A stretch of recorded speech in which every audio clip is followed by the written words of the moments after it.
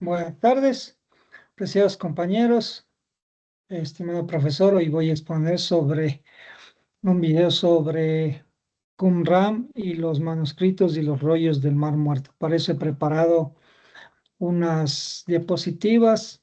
Espero que sea de mucha bendición y les voy a compartir lo que he preparado para que sé que va a ser de mucha bendición para todos. Empezamos. Bueno, mi nombre es Johnny Herrera. Como les decía, el tema es Qumran y los rollos del Mar Muerto. ¿Qué es Qumran y dónde se ubica? Bueno, Qumran era un asentamiento, un centro de una comunidad antigua. Se encontraba en el desierto de Judea, al noreste del Mar Muerto, actualmente Cisjordania, y a unos pocos kilómetros al este de Jerusalén. Y también se encuentra a una distancia de aproximadamente 30 kilómetros donde se hallaron los manuscritos del Mar Muerto. ¿Cómo y cuándo se descubrieron los rollos del Mar Muerto? Fue en 1947 donde unos pastores beduinos encontraron por casualidad unas cuevas en donde encontraron unas vasijas con ciertos pergaminos. Los primeros fragmentos pues llegaron al mundo académico y a los anticuarios, lo que desencadenó pues que haya muchas compras y más excavaciones. Pero fue a partir de 1949, en esa década hasta 1900 más o menos 56, donde había el arqueólogo Ronald de Vos, pues hizo excavaciones en los asentamientos de Qumran y las exploraciones de las cuevas. ¿Qué restos se encontraron en el sitio? Pues bueno, obviamente en las cuevas, eran 11 cuevas, en donde se encontraron los rollos. Había ruinas arquitectónicas donde había habitaciones, bloques, espacios comunitarios, los mikvaot, que son los baños rituales, donde había varias instalaciones donde había de inmersión, de rituales. Indican que esa comunidad se preocupaba mucho por la pureza ritual. También se encontraron unos tinteros, perdón, cuencos huecos que se interpretaban como inkwells, evidenciaban la escritura o copia de textos en el lugar. Algunos objetos de cerámica y objetos domésticos, utensilios, anclas, fragmentos y herramientas, restos de industrias, zonas con hornos y depósitos que sugieren producción local, un cementerio donde había tumbas y restos óseos en las cercanías. Todo esto ayudaba a la datación y a las prácticas funerarias. También había materiales para almacenamiento como jarras, depósitos que pudieron usarse para guardar los rollos y otros objetos. Evidenciaba esto, obviamente, que la comunidad era organizada y practicaban rituales y también hacían la actividad de la copia y almacenamiento de textos.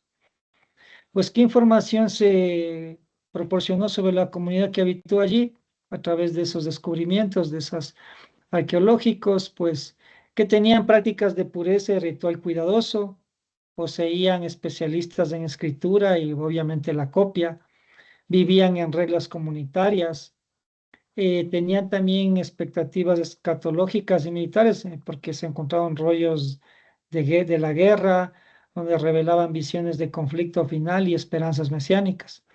Se caracteriza por un fuerte sentido de identidad sectaria, porque ellos tenían su interpretación propia de la ley, tenían su calendario propio judío distinto y varias prácticas litúrgicas propias.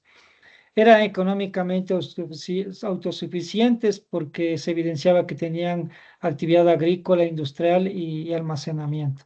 Según Shipman, enfatiza que la comunidad representaba por muchos de los textos que refleja una rama particular del judaísmo del Segundo Templo, pero no el único judaísmo en ese entonces.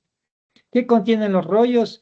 Pues obviamente documentos, textos bíblicos, casi todos los libros del Antiguo Testamento en hebreo, destacando un ejemplar casi completo del rollo de Isaías, que está en hebreo y algunos en arameo. Textos sectarios o comunitarios, porque había de regla de la comunidad, documento de Damasco, regla de la guerra, calendarios.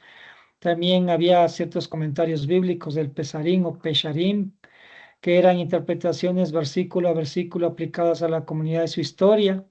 Había libros apócrifos y pseudoepigráficos. obras religiosas que no forman parte del canon hebreo masotérico, por ejemplo, el libro de Enoc, habían algunos fragmentos de los jubileos, etcétera. Textos legales y alágicos, decisiones, reglas y variaciones legales respecto a la ley, himnos, liturgias y oraciones, textos religiosos para el uso comunitario. También había documentos administrativos y textos diversos como cartas, listas y otros escritos prácticos. ¿Por qué son importantes para el estudio del Antiguo Testamento? Obviamente que estos textos son mucho más antiguos que la mayoría de los escritos masotéricos, lo que permite comparar varias variantes textuales y entender la historia del texto bíblico. Revelan la existencia de tradiciones textuales paralelas de familias textuales diferentes, lo que muestra que el texto bíblico no era completamente estandarizado en todos los contextos en el periodo del Segundo Templo.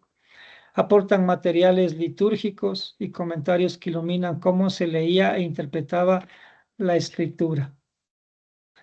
¿Qué aportes ofrece para la crítica textual, la historia del canon y el judaísmo del Segundo Templo? Pues en la crítica textual, los rollos permiten comparar variantes y reconstruir la evolución del texto hebreo. Han mostrado que muchas lecturas masotéricas están ampliamente atestiguadas, pero también que existieron variantes significativas.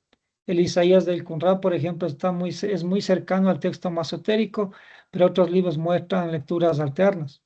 La historia del canon, en cambio, la presencia de libros hoy apócrifos o pseudoepigráficos, junto a textos que después serían canónicos, muestran que el concepto de canon era aún fluido en el siglo I antes de Cristo y primer siglo después de Cristo. Algunas obras muy leídas entonces quedaron fuera del canon posterior.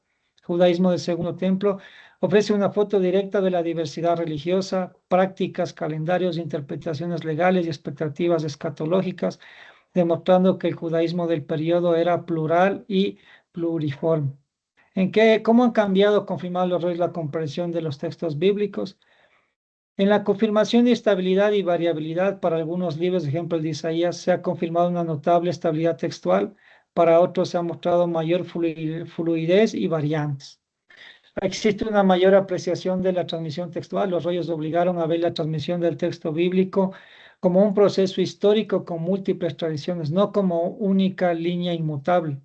Contextualización interpretativa. Los Pesharim y los textos sectarios muestran cómo ciertos pasajes fueron entendidos en forma escatológica o comunitaria, influenciando cómo entendemos la recepción antigua de la escritura.